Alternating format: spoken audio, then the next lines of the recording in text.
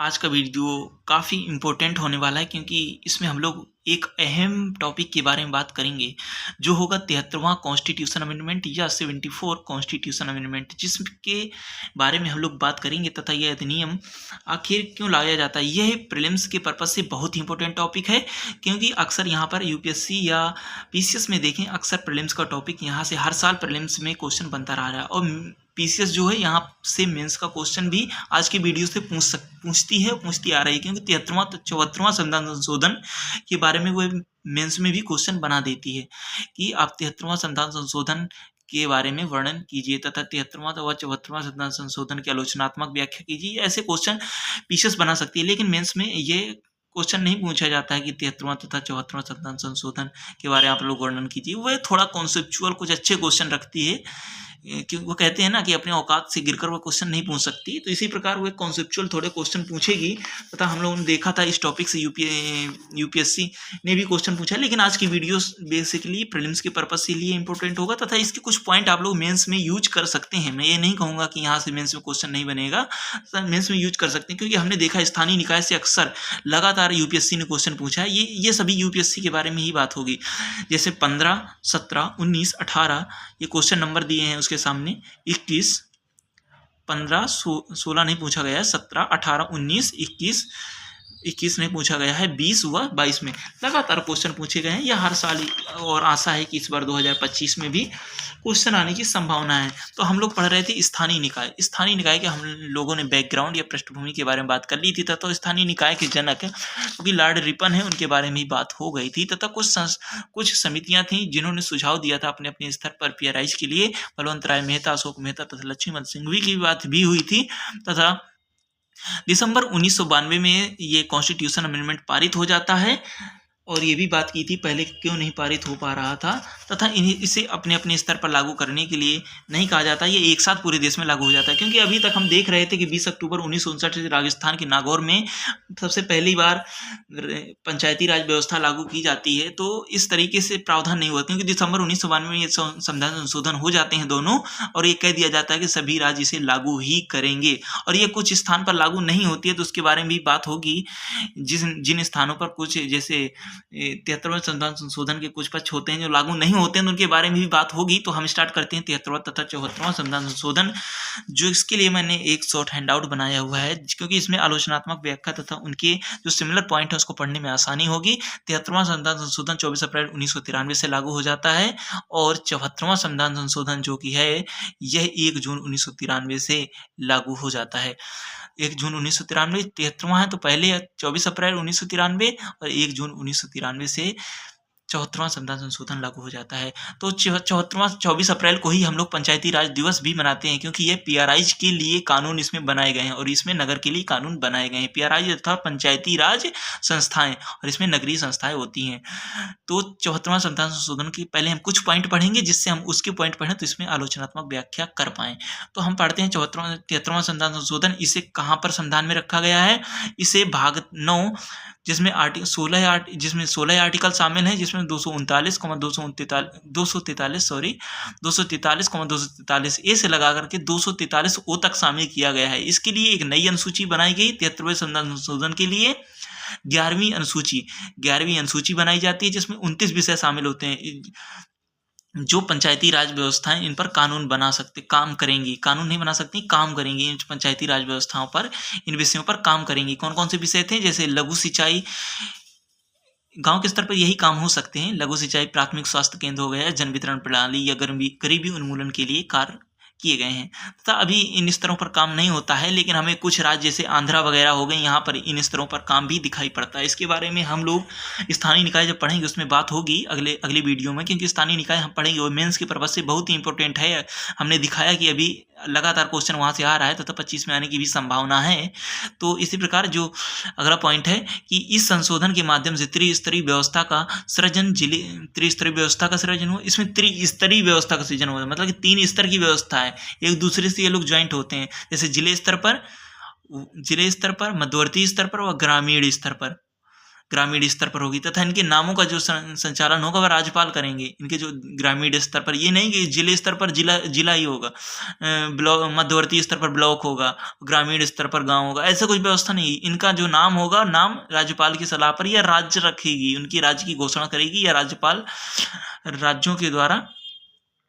राज्यपाल के द्वारा इन तीनों नामों की घोषणा होगी। और एक पॉइंट यहाँ पर और है जो ये ब्रैकेट में दिया हुआ है कि 20 लाख से कम जनसंख्या जहाँ पर वहाँ मध्यवर्ती स्तर नहीं होगा। सही बात है कि जहाँ पर 20 लाख से कम जनसंख्या जिस स्टेट में, जिस राज्य में, तो वहाँ पर मध्यवर्ती स्तर नहीं होगा। तो अब इन पॉइंटों को यहाँ से आलोचना के रूप, मतलब कि एक दूसरे से कंपेरिजन करते हुए पढ़ते हैं। जैसे 74वां संविधान संशोधन है, इसे भाग 9A में रखा गया है। थोड़ा क्लियर नहीं होगा, हाँ अब हो गया होगा, ठीक है। इसे भाग 9A में रखा गया है, जिसमें आर्टिकल कहाँ से 243P, उसमें ओ तक था 243, 243 ए से 243 तक उसमें रखा गया था 73वें संविधान संशोधन में।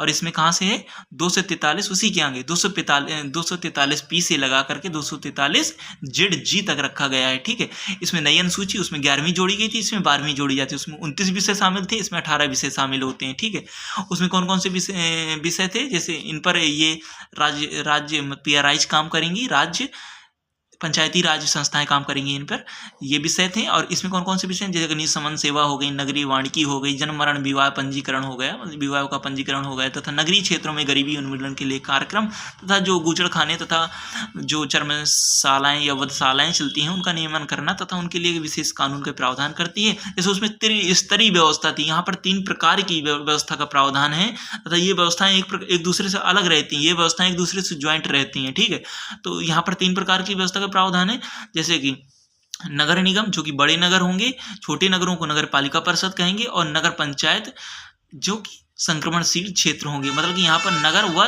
ग्राम दोनों स्तर पर हमें नगर पंचायत देखने को मिलती है। तो इनके नाम नहीं बदलेंगे, ये सब जगह सेम ही रहेंगे, और उनके नाम राज्यपाल अपने स्तर पर नामों की घोषणा कर सकते हैं। कहीं पर कुछ कहा जाता है, जैसे गांव में किसी को ग्राम प्रधान कहा जाता है, कहीं मुखिया कहा जाता है, कहीं कुछ मतलब की व्यवस्था होती है, वो राज्य अपने स्तर पर करेगा। लेकिन ये जो है ये 3 प्रकार की है, जो कि 74वां संविधान संशोधन नगर के लिए है, तो ये फिक्स रहेगी, ये सभी जगह इसी प्रकार की व्यवस्था पाई जाएगी। सबसे पहले नगर निगम होगा, उसके नीचे क्या होगा, छोटे नगर होंगे, तो छोटे नगरों में नगर पालिका परिषद होगी। फिर संक्रमणशील क्षेत्र, जहाँ पर नगर भी होगा गांव भी होगा, दोनों को मिलाकर संक्रमणशील क्षेत्र होगा, वहां पर नगर पंचायत कार्य करेंगे। तो और जैसे राज्य सरकारें संक्रमणशील क्षेत्र का नाम बदल सकती हैं, जैसे उसमें किसी का भी नाम राज्यपाल अपने ही स्तर पर रखते हैं, मतलब कि वो लोग खुद नाम बनाते हैं तीनों स्तर का कि किसको क्या नाम देना है, क्या करना है। लेकिन यहाँ पर राज्य सरकारें संक्रमणशील क्षेत्र का केवल नाम बदल सकती हैं, और बाकी अन्य क्षेत्रों का नाम यहाँ पर राज्य सरकारें नहीं बदल सकती हैं। जैसे अन्य क्या आ गए, अन्य में नगर निगम आ गए, नगर पालिका परिषद हो गई, नगर पालिका परिषद। इनको याद कैसे करेंगे, तीनों में नगर हो गया तो नगर निगम हो गई सबसे बड़े स्तर पर, फिर नगर पालिका परिषद, फिर नगर पंचायत हो गई। तो इनके नाम केवल नगर पंचायत का नाम हमारे जो राज्य है उनको चेंज कर सकती हैं, बाकी नगर निगम और नगर परिषद का नाम वो चेंज नहीं कर सकते हैं। तीनों एक दूसरे से स्वतंत्र, किस क्षेत्र को किस प्रकार की संस्था बनाना है राज्यपाल अधिसूचना के माध्यम से करेंगे। तीनों एक दूसरे से, हाँ वो तीन दूसरे ने बताया कि ये तीनों एक दूसरे से स्वतंत्र होते हैं, तथा किस क्षेत्र में किस प्रकार की संस्था बनाना है राज्यपाल अधिसूचना करेंगे, तथा इसके बारे में भी राज्यपाल ही अधिसूचना करते हैं। मोस्टली हर चीज़ राज्य के पास ही देखने को मिलती है यहाँ पर, लेकिन यहाँ पर केंद्र कहते हैं ना, केंद्र सर्वे सर्वा है, कुछ भी कर सकता है। जहाँ मना भी करेंगे फिर भी करेगा, तो दिखा देगा कि आप नहीं कर पा रहे हैं तो हम कर रहे हैं। फिर अब देखते हैं चुनाव का, इनका चुनाव कैसे होता है। ये 73वां संविधान संशोधन है जो कि PRIs के लिए है, ग्राम के लिए है, पंचायती राज के लिए। पंचायती राज के लिए चुनाव कैसे होगा तथा इनका कार्यकाल क्या होगा। पंचायती राज, क्योंकि यही सब प्रावधान इसमें भी हमें देखने को मिलेगा, तो इसमें जैसे देखते हैं चुनाव तथा कार्यकाल, ये 5 वर्ष के लिए होंगे। सब लोग जानते हैं कि हमारा जो ग्राम प्रधान होते हैं उसी से लेते हैं हम लोग, तो ये 5 वर्ष के लिए होंगे। तीनों स्तर के सदस्यों का विभाग तथा इनकी एज भी निर्धारित की गई है कि ये इनकी एज 21 वर्ष हो चुकी हो, और तीनों स्तर के सदस्यों का निर्वाचन प्रत्यक्ष और जिले मध्यवर्ती स्तर पर अध्यक्ष का निर्वाचन अप्रत्यक्ष अर्थात आपस में सदस्यों द्वारा होगा। इसका कहने का मतलब ये है कि जो तीनों स्तरों पर सदस्यों का निर्वाचन है, जो तीनों स्तर पर सदस्य चुने जाएंगे उन वो प्रत्यक्ष रूप से होंगे, लेकिन जो पंचायत के स्तर पर जो हमारे अध्यक्ष होंगे वह तो डायरेक्ट चुन के आएंगे, लेकिन मध्यवर्ती और जो जिले स्तर पर हैं अध्यक्ष जो हैं इनका चुनाव सदस्य ही आपस में करेंगे। जैसे हमने देखा है कि ब्लॉक प्रमुख जो होता है वो मध्यवर्ती स्तर हो गया, तो ब्लॉक प्रमुख को पीटीसी जाकर चुनते हैं, और जिले स्तर जो हमारे जिले में है तो जिले में क्या है तो वहां पर जिला पंचायत चुनाव होता है, तो जिला पंचायत सदस्य जाकर के वहां पर चुनते हैं। ठीक है, तो अगला पॉइंट है जैसे ग्रामीण स्तर पर अध्यक्ष का निर्वाचन वैसे होगा जैसे राज्य सरकार कानून बनाएगी, वही है यार, मैंने बता दिया था। और इन सभी के लिए पीआरआईज में सेम है, चुनाव प्रक्रिया वही है जो पीआरआईज के लिए 243 जेड ए में कहा गया है, ये चुनाव प्रक्रिया जेड ए में लिखी गई है और इन दोनों की चुनाव प्रक्रिया सेम है। ठीक है, तो उसको पढ़ने की हमें आवश्यकता नहीं पड़ी। 5 वर्ष पहले पीआरआईज भंग, यदि ये भंग करने का भी अधिकार होता है, क्योंकि ये भी कार्यकाल से संबंधित हो गई ना कि कार्यकाल कब तक चल सकता है। यदि पीआरआईज भंग हो गई 5 वर्ष से पहले तो फिर से चुनाव करा करके पीआरआईज को लागू कर दिया जाएगा।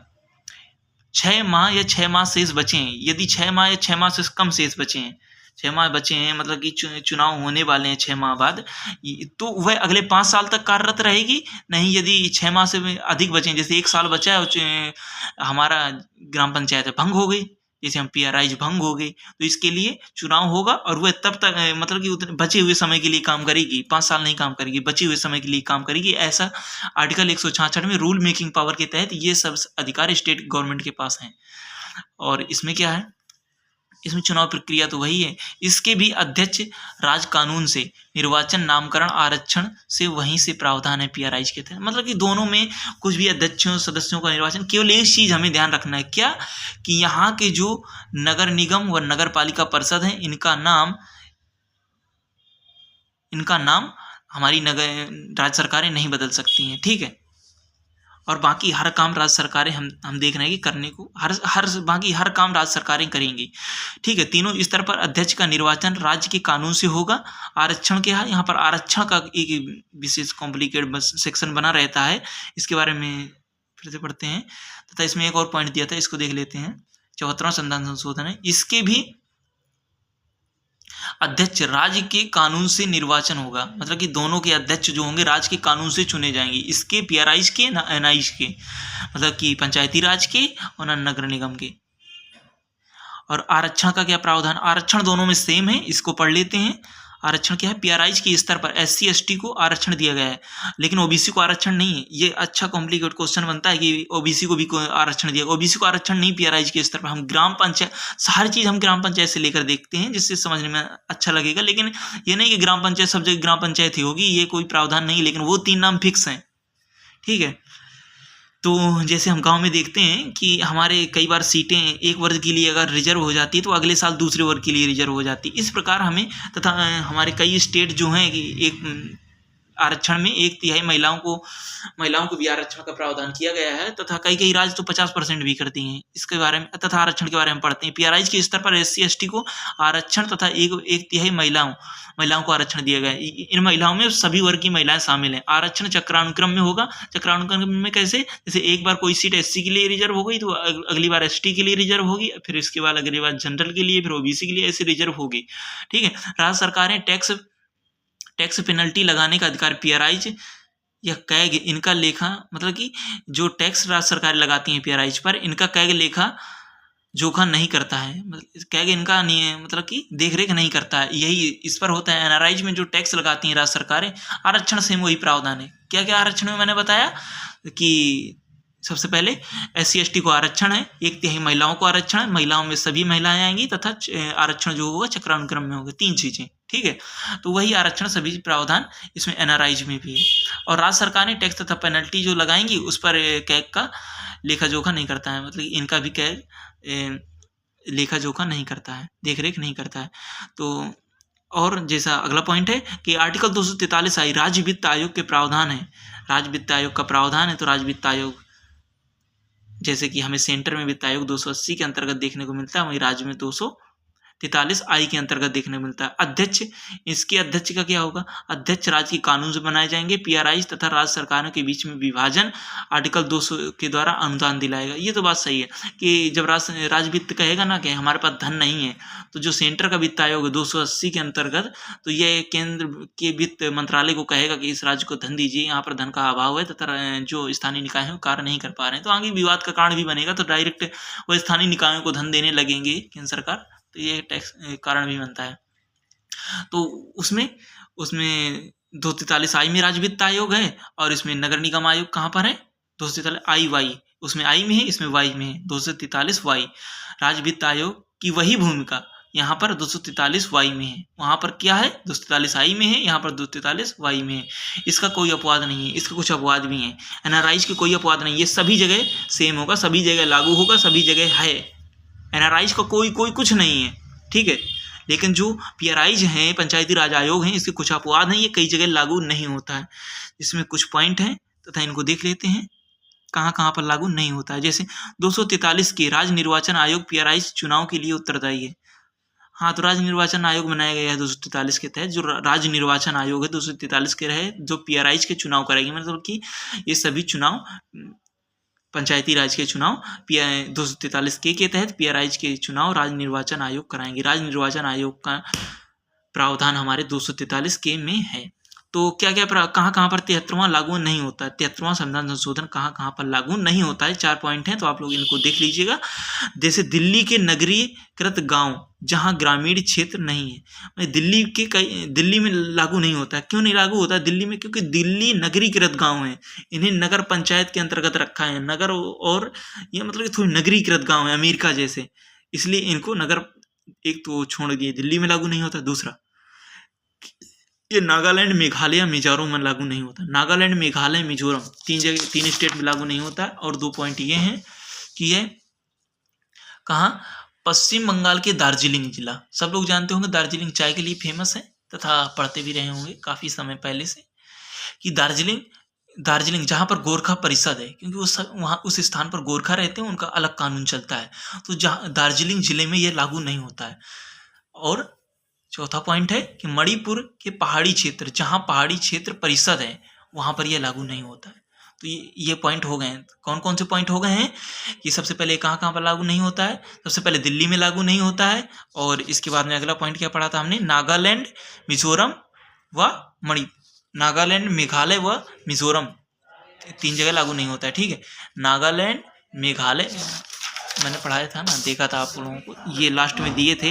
नागालैंड, मेघालय व मिजोरम में लागू नहीं होता है। दिल्ली में लागू नहीं होता, नागालैंड, मेघालय, मिजोरम में लागू नहीं होता। वेस्ट बंगाल का जो दार्जिलिंग जिला है, वहाँ पर गोरखा परिषद होने के कारण वहाँ लागू नहीं होता। मणिपुर के पहाड़ी क्षेत्र में पहाड़ी क्षेत्रीय परिषद होने के कारण वहाँ पर भी लागू नहीं होता है, ठीक है। तो 3 स्थान पर लागू नहीं होता है। मिजोरम, ये पूछ लीजिएगा, ये पूछता है ये 3 स्टेट कहाँ कहाँ पर लागू नहीं होता है। और फिर इसमें कुछ और प्रावधान हैं, इसमें देखते हैं तथा देखते हैं। आलोचनात्मक अध्ययन करने से काफ़ी चीज़ें क्लियर हो गई हैं हम लोगों को। आरक्षण जैसे कुछ चुनाव प्रक्रिया सेम रही, आरक्षण सेम रहा, तो ये सब चीज़ें हमें फिर से नहीं पढ़ना पड़ा, वीडियो ज़्यादा लेंदी भी नहीं हुआ। तो जैसे इसमें कोई अपवाद नहीं है, लेकिन इसमें कुछ समितियाँ बनाई गई हैं, नगर निगम, इसमें कुछ एनआईज के स्तर पर नगर नियोजन समिति के आधार पर इसमें कुछ कमेटियाँ बनाई गई हैं। जैसे कि इसमें एक कमेटी है जो कि ये कुछ काम नहीं करती, इनमें कोई सदस्यों को निर्वाचन, वही प्रकार से जैसे गांव में ग्राम सभा होती है लेकिन वो कभी लागू नहीं होती है, बजट पास होता है, वो सभी कुछ नहीं होता ना, उसी प्रकार ये समितियां बन जाती हैं, कहते हैं कि डीएम आएंगे, उद्घाटन करेंगे, सब कभी नहीं होता है, ना होने वाला है। तथा लेकिन जो हमारे आंध्रा वैसे स्टेट है, वहाँ पर बहुत ही अच्छे लेवल पर ये सब काम होते हैं, तथा वहाँ के लोग शिक्षित लोग हैं और जागरूक लोग हैं, तथा वो लोग अपने स्तर पर अच्छा काम करते हैं। हम आगे पढ़ेंगे कि शिक्षित होने की, स्थानीय निकायों को शिक्षित होने की आवश्यकता है, ये सब अगला पॉइंट है। तो ये कुछ और पॉइंट हैं हम 74वें संविधान संशोधन में है जो कि मेंशन है, उसको हम देख लेते हैं। जैसे तो 74वां 243 एस में, एस क्योंकि पी से आएंगे, सभी कहाँ पर है? 74 में। तो 243 एस के तहत वार्ड समिति बनाई जाती है। 243 एस में वार्ड समिति, 243 जेड जी में जिला नियोजन समिति और 243 जेड ई में महानगरीय नियोजन समिति। तो पढ़ते हैं वार्ड समिति क्या है। जहाँ पर 3 लाख से अधिक जनसंख्या, वहाँ पर वार्ड समिति बनाई जाएगी, जो कि वहाँ के उनके स्तर पर काम करने के लिए कुछ अहम भूमिका निभाएगी, लेकिन निभाती नहीं है, ये सब ऐसे ही बनाई दी गई हैं। और इसके बाद जेड डी से कैसे इन्हें याद कैसे करेंगे, जैसे 243 ऐसे वार्ड समिति के तहत याद कर लेंगे, ठीक है। जेड जी 243 जेड डी है, जेड डी कैसे याद करेंगे, डीएम अर्थात जिला नियोजन समिति, डीपीएस। तो इनके सदस्यों का निर्वाचन कैसे होगा, इनके जैसे सदस्यों का निर्वाचन इन दोनों समिति, जिला नियोजन समिति और महानगरीय नियोजन समिति को पढ़ना आवश्यक है, क्योंकि ये काफ़ी कई बार पूछा भी गया है कि वो नगर निगम से बड़ा महानगर निगम होता है। ऐसा कुछ प्रावधान नहीं है कानून में, लेकिन उसके लिए कुछ पॉइंट दिए गए हैं 74वें संविधान संशोधन में। तो देखते हैं, जैसे जेड में क्या है, जिला नियोजन समिति होगी जिसमें 4/5 सदस्य संस्थाएं के हों, 4/5 सदस्य संस्थाओं से होंगे। जैसे किन किन संस्थाओं से, वही नगर निगम, नगर पालिका परिषद, नगर पंचायत से होंगे, तथा 1/5 सदस्य होंगे वह राज्य स्तरीय होंगे, मतलब राज्य 1/5 सदस्यों का निर्वाचन करेगी। तो कुछ इसमें भी राज्यों का निर्वाचन होगा, जैसे इसमें 2/3 सदस्यों, जिसमें महानगर निगम समिति होगी जो कि जेड ई में है, 243 जेड ई, बार बार रिवाइज करिएगा तीनों समितियों को तो याद हो जाएंगी। 243 जेड ई में महानगरीय नियोजन समिति है, तो इसमें 2/3 सदस्यों का निर्वाचन वही कहाँ से होगा, सदस्यों का संस्थाओं से होगा, तथा 1/3 सदस्यों का निर्वाचन राज्य सरकार के कानून से होगा। 1/3 सदस्यों का निर्वाचन राज्य सरकार के कानून से होगा। तथा महानगरीय नियोजन समिति कितने लाख की जनसंख्या, यह 10 लाख से अधिक जनसंख्या पर होती है।